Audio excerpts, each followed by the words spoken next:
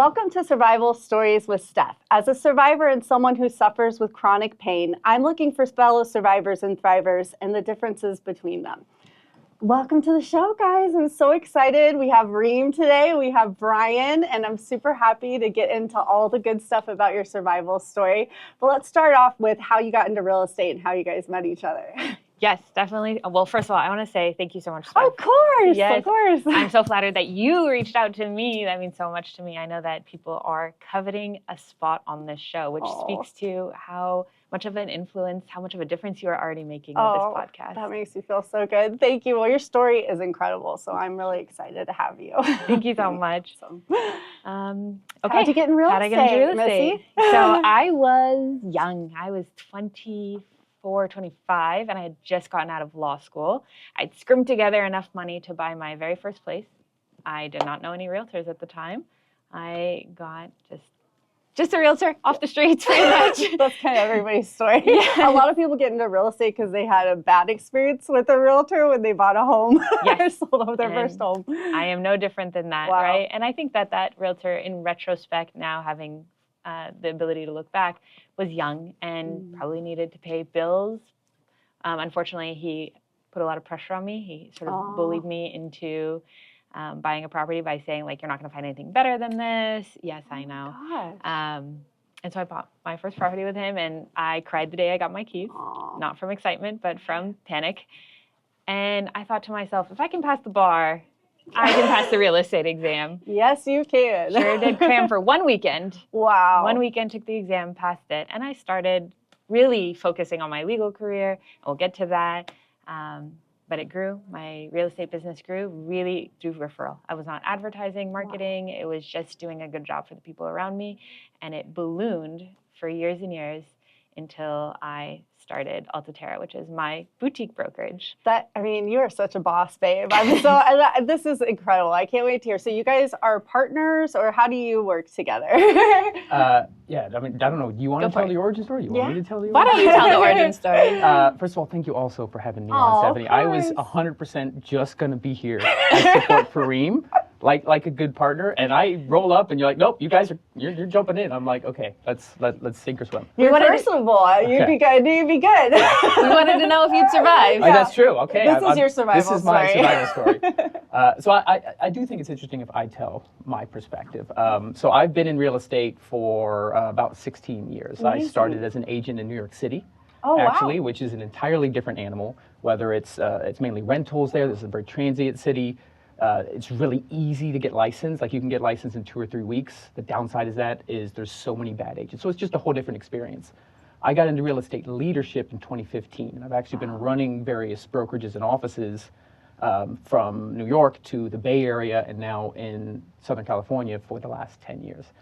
So my most recent big brokerage I was running at Keller Williams in Irvine. Oh, wow. And through networking with some of the other Keller Williams leaders, I, let's say, made friends in business relationship with the people running the Keller Williams La Jolla office. And to the point where I actually came down to San Diego to support one of their luxury events. How cool. And this is where I met this one. Oh. So they were actually trying, because and you'll hear her story, and I'm still, I've known her for almost a year, I'm still in awe of her every day. Wow. They, understandably, wanted her and the brokerage she created to be a part of Keller Williams La Jolla. They were recruiting her, and so they invited her to this luxury event. And let's just say the luxury event maybe wasn't exactly what either of us were expecting, so we kind of hit it off with each other. On that note, like, I think she cracked a joke as her first opening line, and of course I reciprocated, and that's really how it began. And then I found out more about her, and it's not, as someone who, in my role, who has dealt with I've dealt with thousands of real estate agents, Stephanie, because I was an agent myself. I had my own team in sales, and then running brokerages. I've had brokerages where I've run 300 people offices, and I've just interviewed thousands of it. I've just seen so many stories, and I had never met anyone that not only had her talent for the business, but her care, but also she not just does real estate on the side, she opened a company on the side because she's a full-time public defender for the county of San Diego for juveniles. Oh, and she also has a 3- and 5-year-old. Yeah. I don't get it. I still don't understand. I see her every day. I still don't understand how she does When I saw her application and all the things that she's done, I'm like, wow, this is a boss babe here. Very accomplished and super, super incredible. I love seeing women that are able to do this in their life. And then I love seeing that you guys have made such a good team together. You look way too young to already have been in the real estate industry this long. You really do have a baby face. I'm definitely older than I look. Oh, that's great. Well, you two seem like a great pair, and I love how you complement each other. And it's great to just love the human being you're working with, you know, not just what they can do business-wise, but it sounds like you guys really have a respect for each other. That makes a good partnership. That's amazing. So what's kind of on the horizon? You guys just growing your brokerage right now and focusing on that kind of thing? Are you adding to your team or, all the good stuff, huh? All the good stuff. Very cool, very cool. So tell me a little bit, part of your story. Let's jump in because your story is incredible. Tell me a little bit about your parents and how they came here. Oh my gosh, it is an interesting story. So my mom is Lebanese and my dad is Palestinian, and they were pseudo-refugees. Wow. My dad's grandfather fought in the war in World War I for the United States. What? And so that is how my dad was able to, he married my mom, they were able to get nationalized and come to the United States. They didn't know where to go. They flipped a coin between New York and California. And my dad will tell you he wanted California because he had this image of like the wild, wild West, how fun. Hollywood and cowboys. But he didn't really know where to land. Flipped a coin between San Francisco and LA. Got San Francisco. Wow. And that's where he landed. And I was born on a rainy day in October in San Francisco. We're really starting from the beginning. Really rainy? I love it. Did you know it was rainy? I do know.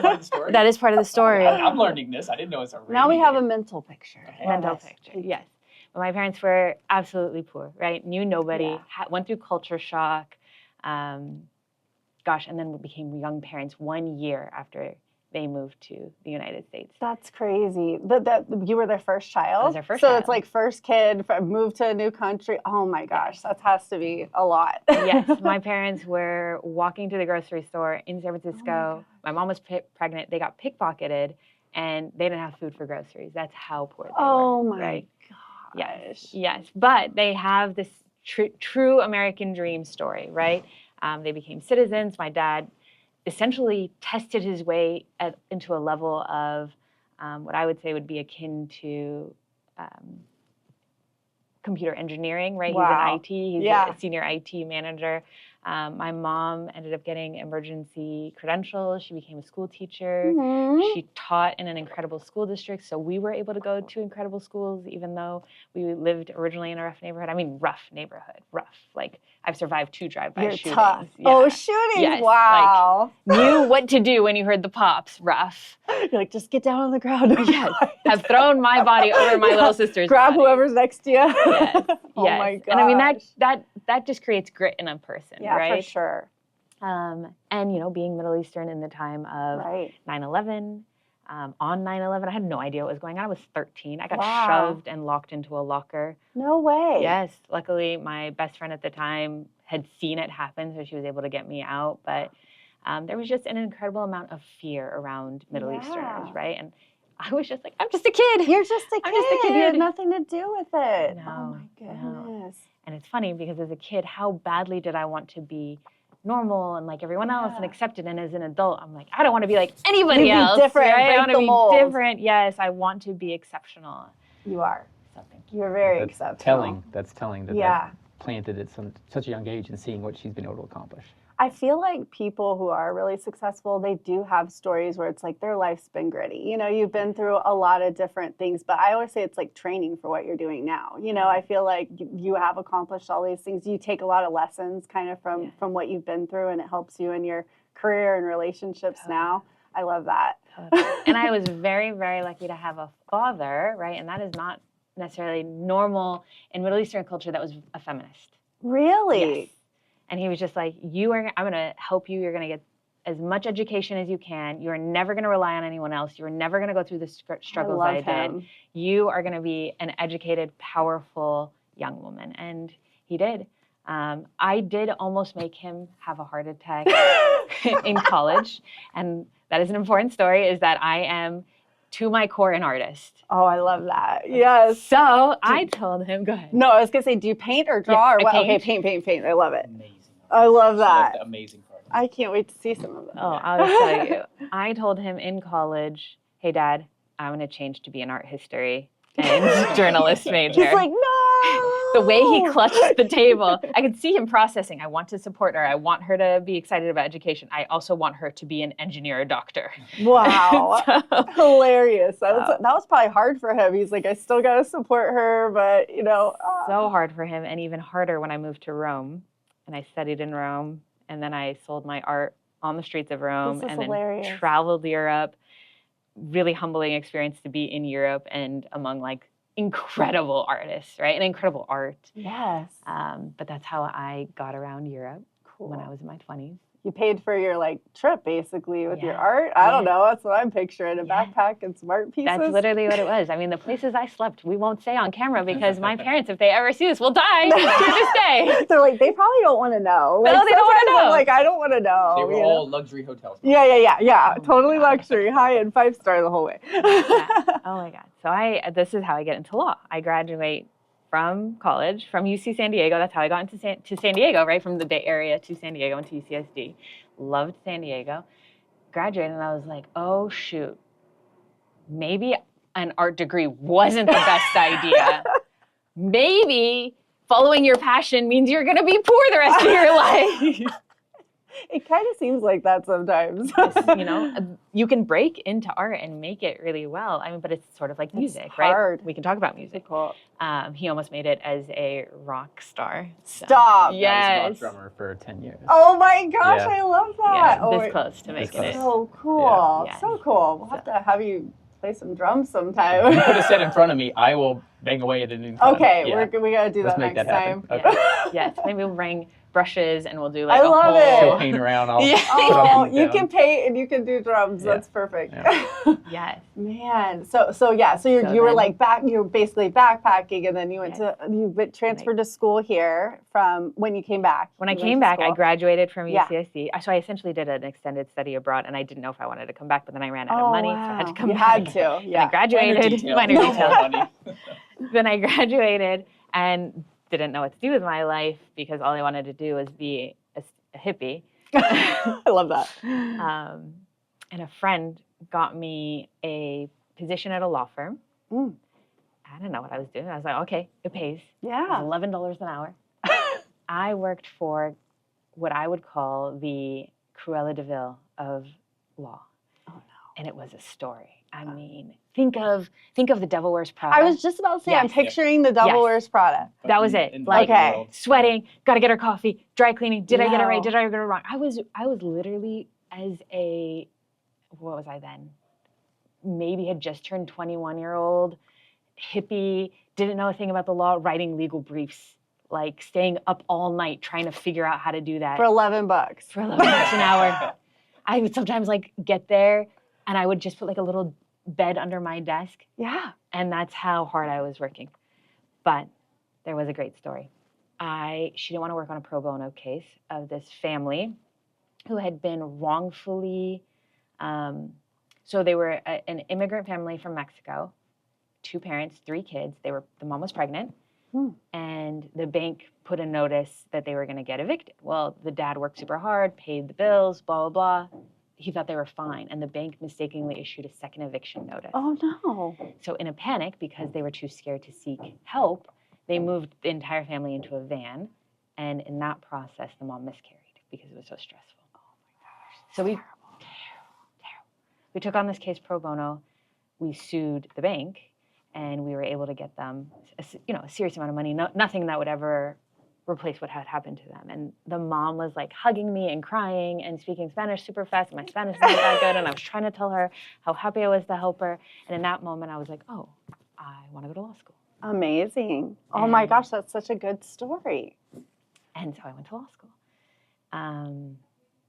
And I'll fast forward through law school because that was an ugly time. That's like a whole other thing. That's a whole other thing. It's incredible. Like that you passed the bar and everything. Oh my goodness. My dad, I think he went to law school, but he could never pass the bar. Like the test was just too hard. I was like, this is probably a lot. Can I tell you a story real quick about the bar? That's so funny. Me. I am a bleeding heart liberal. Helping people is my thing. During the bar exam, the woman next to me fainted.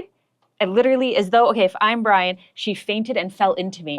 And I, without even missing a beat, just went, pushed her off me. You're like, you're cutting into my time. And just kept, excuse me, she needs help, kept writing. I got to pass this. I don't want to do it again. That's how stressful it is. Like every deep person your essence goes out the window. Yeah. You're just, fight for survival in that room. Oh my gosh. That's my first time hearing that story. I'm learning all sorts of new stuff. She's fun. I knew you're so much fun. Oh yeah, I felt real bad for that woman. I wonder if she passed. I was just thinking that. Hopefully she passed, and it's okay. She might have. Maybe that was good luck. Maybe it helped her a little bit. There was a girl across the way from me whose computer turned into Chinese, and she just didn't know what to do. So she just kept typing in English, hoping that even though she was only seeing Chinese, the program was still accepting the English, and she passed. Okay, so that's a smart thank God person. she kept going. Yeah. She just could you imagine how the typos? I just have all typos. If I couldn't see. So stressful. So stressful. Wow. So got through all that. That's how I became an attorney. And then I really wanted to help people, and that's how I ended up going towards the public defender's office, because it was one of the government entities where I felt like I could, save the world, which is obviously what I was trying to do. Right. And then I love kids. And I love that you love kids. Kids are just so much of the reason that they're in trouble. So much of the reason that they are acting out is because they've had a terrible life. Yes. Right? Hurt people. Right. It's like a cycle, And they've been abused, they've been neglected, they've been abandoned, or they're dealing with their own trauma and they get into drugs and then they get into trouble. And they are still so moldable that if you could just give them some consistency, some help, some guidance, you can redirect their entire life. Absolutely. So it is also infuriating to me that we prosecute kids. Yeah. My very first client was 12 years old and his little feet were swinging. He couldn't even touch the ground. I would cry. The very first time I walked into juvenile court. Yes. And I was just like, there's something deeply wrong in our system. Yeah. That we are putting kids in jails instead of figuring out why a kid is doing what they're doing. Absolutely. And when they get thrown into the system, the jail system, I would think they obviously come out probably a lot worse than they would if they got some help instead of being in jail. Probably kickstarts a lifelong cycle. In that regard, right? Absolutely. Yeah. Absolutely. So we as a country are failing our kids. Wow. And the legislation has really changed. I mean, you used to be able to be prosecuted as an adult at age 14, and we've had documented cases of wrongful convictions of minors where they were executed in the history of our country. Really? Yes. Yes. We've executed kids in this country. We execute kids? We have previously. No longer do we. Oh, yes. I'm shocked. I think that's astonishing and horrific. Yes. We have come a long way from where we were, but we have so much more to go. We have so much more to helping our kids and not disregarding those who are really, truly in need. I mean, some of these kids are so food insecure, housing insecure. Right. It's not their fault. No. It's not their fault. You can't pick your parents, or pick your life. Wow. No. Well, and you came from a tough neighborhood, so at least you can relate to them when you're speaking to them. I think it's probably tough when they go in at somebody who's never had any kind of experience with it. They can't relate to them. You're probably so good with them. I really, really try. Although I will tell you, they laugh at me a lot. That's probably a good thing. Yes. I'll really try to be cool with them, and I'm so far removed from being mom. A teenager now. I really couldn't get this kid to open up with me, and I had sent in a psychologist to speak to him, and he wouldn't speak to the psychologist. So I was like, what was the doctor whack? And he was like, probably good just God. died laughing. He died laughing, but that's how we broke the ice. Yeah. I love that you relate to them and you can break that ice, because their guards just probably sew up when they come in there and they're terrified. I can't imagine. It's so good that they get to see somebody like you there and what an impact you can make. I mean, and if you make an impact on a kid's life, it's just they can do so much with their whole entire lives, and you never know who. I mean, they could grow up and be the next president or something. You just really never know. I mean, and in that regard, what she does could have a greater impact on our society than just donating money to a cause, because if she's changing people at the child level and they could grow up to be president or do something else great, like how cool is that? How great is that she does and could have that kind of impact? It's amazing. It's a purpose for, your life has purpose and meaning. You see why I want to work with Yeah. Oh, I totally do. I do. And I can see why you both want to work with each other. You seem like you make such a good team, not just professionally, but personally. I can tell you really support one another. And you need that in this business. This business is so crazy, and it will eat you up and spit you out if you're not surrounded by the right people. So I'm glad you guys have each other. That's great. Me too. Yeah. Well, tell me, like, one of your most impactful kid situations, like, or what do you feel like we could do to change it? Is there things that we could do that would help? Oh, absolutely. First of all, the school to prison pipeline is such a real thing. We need to focus on education, funding schools. Do you know that in the state of California, we've opened and funded more prisons by far than schools in the last decade? It's disgusting. We are really misusing government funds, and I will say it, to support. We're paying an incredible amount of people to put people in prison rather than to focus on education. Because if we can just educate young people better and give them more opportunity, they are going to stay off the streets. They are going to they're going to have much better lives. They're not going to feel as desperate. They are not going to commit crimes out of sense of desperation. And we would change things so dramatically. We need to stop. Okay, so have you ever heard in the state of California, 3 strikes, life in prison? Yes. Okay, so we're a 3 strikes state. Yeah. You can start earning strikes at 16. So as a 16-year-old, if you are a punk kid who doesn't know any better, you go into a 7-Eleven and you steal some food. On your way out, the clerk grabs you, okay? They grab you and you panic. You push the clerk off you and you run out. Well, you've just been charged with a strike robbery at age of 16. Oh my goodness. Okay, and that strike can then follow you the rest of your life. And if you get 2 more, you can go to prison for the rest of your life. And so we should not be punishing kids at such a young age when your frontal cortex in your brain, not fully formed. It doesn't form until 26. And God help me, in boys, it forms even later, I think. Well, I mean, they take a little longer. Just slightly longer, just a little bit longer. And so, I really think that legislatively we need to redirect funds and we need to stop punishing kids at such a young age. Unless it's really necessarily a heinous crime, and then that can maybe be an exception. But even then, you're just a kid. I so agree with that. I mean, think of all the dumb things we all did when we were kids, and everybody. And you just go, wow, and I mean, you think about it, they get 1 strike when they're little, and then maybe they're in college and they're stupid and they get a DUI or something. I don't know if that all counts, but you can see how it would just rack up, so quickly. Wow. Man, it's such a big problem, but I think it takes a lot of caring people to help, to get involved and actually have hearts for the kids and problem solvers. It just seems like sometimes, I mean, I can't solve all the problems. I don't even pretend to, but you look at things and it's like, somebody should be able to fix these things. Why is it so hard to get anything accomplished in these areas? Yes. But it takes people like you that are, willing to step out and go and get your education and fight for kids and have a heart for them. Because I would imagine a lot of people that get their law degree, they want to go into different areas that maybe are more lucrative or whatnot. But this seems like something that you went for with your heart, which is really cool. Not everyone can do the heartwarming work and then also try to find a lucrative path simultaneously. It takes. And you've done it. So you were solely an attorney for how long? And then when did you break into the real estate side? I almost at the same time. I mean, what? I was very young. Wait long. She's like, nope. Wow. The thing is that for so long, real estate really was like a side hustle for me, as it is for so many people. Right. But then when it started to just really grow and I tried to find a home for myself, and I'm sure you understand this in real estate, right? When you go to a brokerage, you're trying to find your people, your home, what's going to be right for you. And the vibe. Yes. And I just couldn't find my vibe. I couldn't find the fit. And maybe it's because I am a complex, convoluted person who has multiple aspects to them, but I just didn't jive anywhere. And so the reason ultimately I created Altaterra was a little bit twofold. One, to create the home I was looking for.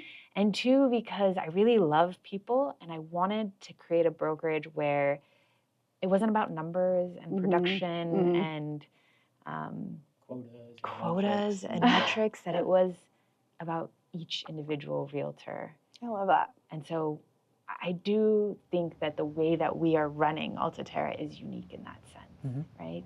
And you've run a lot of offices. I mean, I've run 11 offices at 7 different brokerages. It is unique. I can tell you that That's just firsthand. incredible. I'm like, my mouth's like on the floor when you say that. Yeah. That's crazy. And you just deal with so many different types of people. And then each brokerage is different, right? So you're like, okay, this model's one way, and then you got to switch it up. Got to learn the different models. But the core developers and what works to help a real estate agent develop is the same. I did learn that. And it doesn't matter the market. Because I've worked in New York City, I've worked in Long Island, which is completely different than New York City. I've worked in Northern California, Southern California. The base is the same. The models might be different, but what makes an agent successful is universal. That's great. Yeah. And it sounds like you pour a lot into your team too with and it's cool you can offer all that. You'll still give them the trainings, you'll still give them all the bells and whistles that everybody else has, but there's some heart involved too. And you want to enjoy your job. Hello. The people you work with, you spend more time with them sometimes than your own families, you know? And to be honest, that's why I joined Reem and why I came down to Altaterra, was because I wanted to, who you work with is everything. I've learned that. I've been at brokerages where I really enjoyed my job. I enjoyed the agents, but the people I work with, the people I worked under, wasn't a fit for me.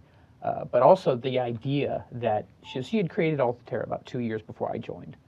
But for the most part, and feel free to correct me if I'm wrong, it was a concept. Reem knew what she wanted. You had started.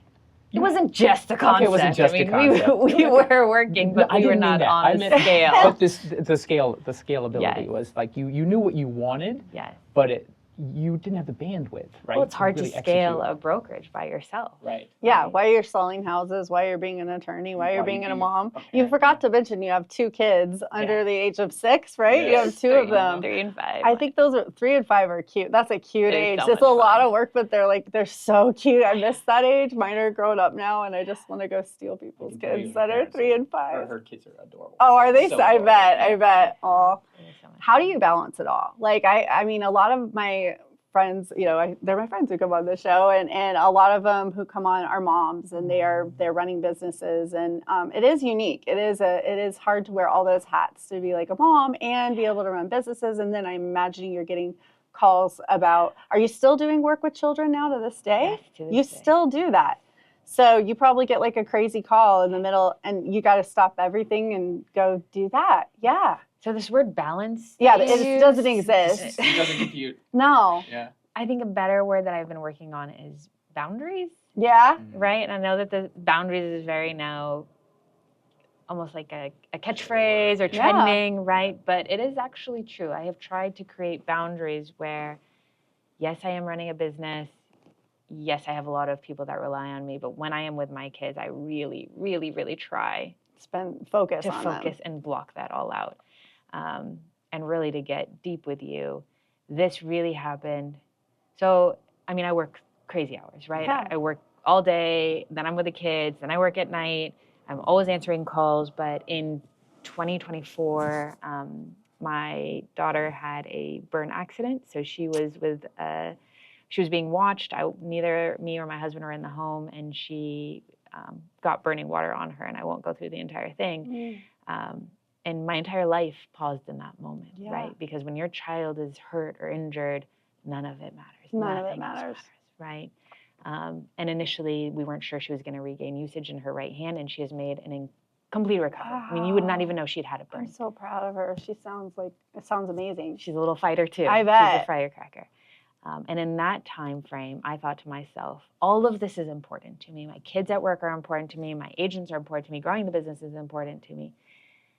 But if I cannot raise these beautiful little children the way that I want to, I will so deeply regret it. And I will be so mad at myself. So I create little boxes in the day. I love that. Right? When I pick them up, through bedtime. That's the box. That's the box. You're a mom. How often when your kids were younger, and even to this day, you may be physically there, but mentally you're running through your checklist, your to-dos, who you have to call, what you have to do, all of the million things.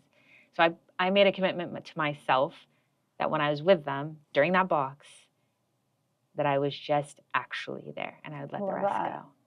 And so I have no answer. I'm figuring it out. All I know is the little box and how important protecting that box is. Sometimes it's just one little thing like that. Like my dad gave me good advice when my kids were little. He was like, they need to see your eyeballs when you're talking to them. And I would make note of that. Like, I need to be looking in your eyes, because you go to your phone or you go do things and you're not present, you know? But that's so cool. I like the box thing. Just protect that time with your kids, and it frees you up, right? You're like, I actually don't have to check my phone or worry about any of this. I can just be with them. And well, I was going to say, instead of the concept, I think all those things you do are boxes. And I saw an opportunity to help you with the brokerage box, right? To grow that company that I knew you wanted and that you had already started to create this amazing foundation. But you've got so many boxes to tend to. And me being so awe of her and just wanting to work with her. And then I saw this opportunity. We were so aligned in creating the same type of company where it's so people-centric. Right? I don't just mean taking care of our buyers and sellers, which we do. I mean taking care of these agents, like being very selective on who we bring on, and then treating them kind of like they're our kids. I mean, nurture them. Yeah. Nurture them. Sometimes we say, "How are the kids?" We do. Yeah, we do I get say that. it. Yeah, and so that it it resonated with me that I can help this amazing woman create a company that I've always wanted to create too. It just seemed like such a win-win situation. When you find the right partner, I mean, that sounds like what it is. And I think that really helps answer some of your questions is we have to rely on people too. Absolutely. Right? Us women, especially survivors. Oh, yeah. We think we can do it all. Oh, yeah. Right? Take control of that situation and all that. Yeah. We have inner strength. Yes. And oftentimes we deplete ourselves because we are relying on that inner strength so deeply. And so finding the right business partners, the right partner in life. Oh, my gosh. The right friends, right? The support system, and then not just having the right people, but actually trusting them and trusting yourself to rely on them. I love that. You can have all the boundaries in the world, but you really just can't do it all. Yeah, I mean, if you just put boundaries up everywhere, you're not going to have any friends or any people in your life. So it's like kind of that tricky area. And I think too, once you go through a lot of trauma, for a minute when I went through all my stuff, I had like a crazy case of PTSD after I hit my head, and I struggled with that since. And just feeling those feelings and knowing what it's like when you are going through something that's traumatic or emotional or whatever, it just helps you have empathy for other people when they're going through it. You're like, okay, I get it. Like, I can have some patience for you. So it doesn't like bug me as much when they kind of show me who they are now. I used to be like, oh, keep people away. They're going to hurt you, or because that's your instinct when you really have a bad thing happen to you. You're like, I can't take anymore. So I just want to make sure everybody around me is great. Now I'm like, I keep my circle very tight, but I'm open to meeting whoever. I always like try and be open and caring and like that kind of thing, because you never know who you're going to meet. That's going to be amazing. Like, you guys got to meet you, and I know we're going to have a lot of fun in life. I could tell already. You walked in, I was like, we're going to have a blast. Before that even. Oh, even on the phone. You remember phone we were talking? Yeah. I was like, she's my girl. I love that you're so well-rounded in such amazing ways. So motherhood, you've got that box, and then you've kind of, I mean, you can probably have a box around the attorney stuff, but that probably comes sporadically and at weird times. Yes. Or, I mean, how do you juggle that part with the rest of it? Yes. I don't always do it well. No. And that's the truth. And I would be not true to myself if I told you that. It bleeds into all aspects of my life. I have true secondhand trauma. I really do, right? Wow. I want to often feed these kids. I want to pick them up off the street when they're in trouble. Take them home, probably. Take them home. Yeah, I put them in homes. I think that I focus on the kids that I've really helped, and I use that to propel me. So I try to find the positives, and I'm a dark and gloomy person. I mean, ask Brian. There is a darkness within me because I've had a bit of a tough life. I get that, right? Yep. And it hasn't been a smooth path for me, and I've had to fight to get what I want and get where I'm going. And with the brokerage, I've had multiple people tell me, "You're not going to make it." Really? Yes. Yeah. People always do that when they see you have a cool thing. They're like, it's not going to work. Right. Like, watch me. Yes. Yes. But I do really try to find the nuggets of positivity in the change that I've made, and then the nuggets of positivity in the successes with not just our clients, because there's something beautiful in real estate to help somebody find. Yeah. You know, there's a play on Alta Terra, which is like higher land, and I think I wanted to connect that to the idea that when you buy a home or you help somebody, it's not just the home, it's the property, it's the memories, and being an immigrant, well, a daughter of immigrants, I understand what a big deal it is to buy land and own it and to perpetuate generational wealth. Totally. Right? I love that. Generational wealth. Right. That's great. And so I've lost my train of thought, but just not just the successes with the clients, but the successes with watching agents grow and flourish and create this incredible career and be there to cheerlead them on, right? That's great. So the small joys to overcome the darkness. You have to find the good things. With suffering with chronic pain, it's like you wake up out of bed and your body's screaming and you're just it's crazy. Like you wake up and you just go, okay, I'm going to find the positive in this day. And sometimes it's just getting out. For me, it's like nature or people or, giving back, like those things. You got to find the things that take you kind of out of that place when you're carrying a lot of weight. You have heavy, big things you're carrying. And, you need a way to kind of get that out. So hopefully you got some good friends like Brian around where you can just go, gosh, I got a vent today. And then it's okay, And Steph, really to give yourself the space and to tell yourself it's okay that sometimes you're just going to have bad days. Oh, yeah. Right? And sometimes it's going to be hard. And then that's okay too, because I think in this day and age with social media and with this perception of perfection, right? Totally. We have really created a society that is not real and an imposition upon particularly women. Oh, it's awful. That you have to be the perfect mom and the perfect worker and the perfect business owner and look perfect. And it is so unfair. And I really hope that we can sort of change that for the younger generations, that you don't have to be perfect. It is okay that we are all human and we are all struggling and trying to figure. No one has it figured out. Nobody has it figured out. I just say, like, no one has it figured out, and just never give up. Whatever you're going through, like, just don't give up. There's going to be, a lot of people reach out.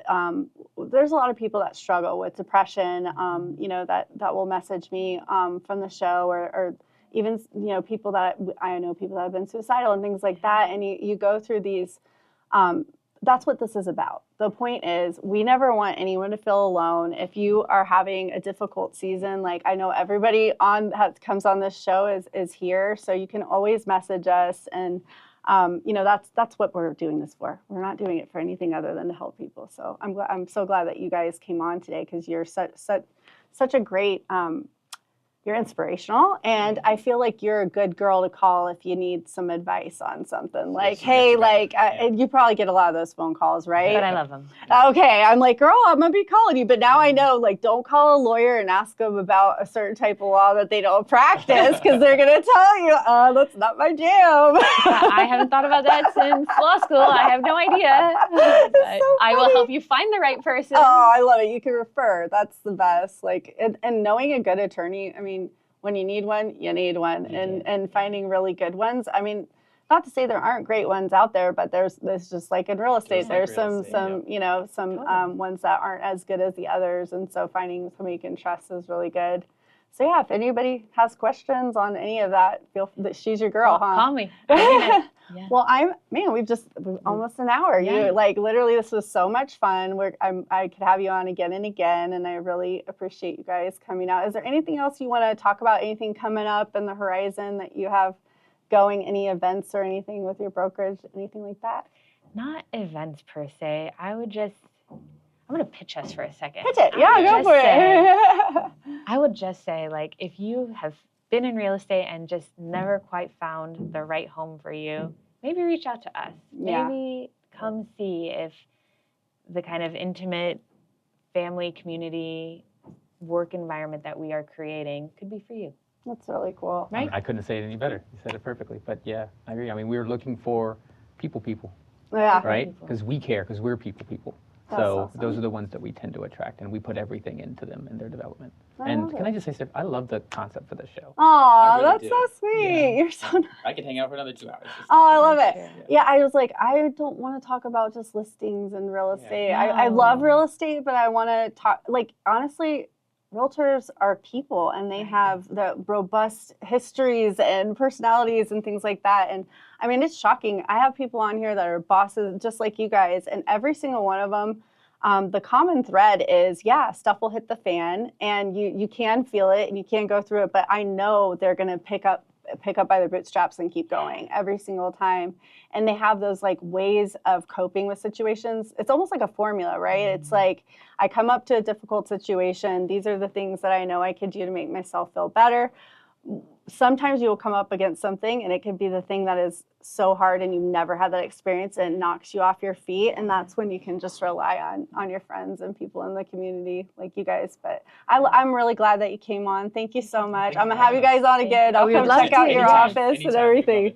Oh, thanks, guys. All right. As always, I could not do the show without thanking TPS, our sponsors. They're amazing. I don't do the actual escrow, but I see them on the other side of our transaction often. They're great people. Right now they have an $89 special. Give them a try.